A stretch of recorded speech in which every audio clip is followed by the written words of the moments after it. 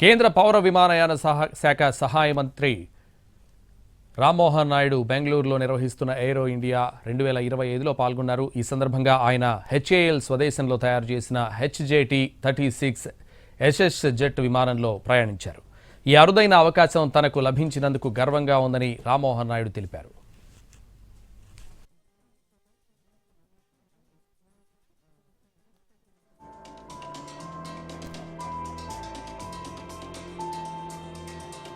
కేంద్ర పౌర విమానయాన శాఖ మంత్రి రామ్మోహన్ నాయుడు బెంగళూరులో నిర్వహిస్తున్న ఏరోస్ ఇండియా 2025లో పాల్గొన్నారు.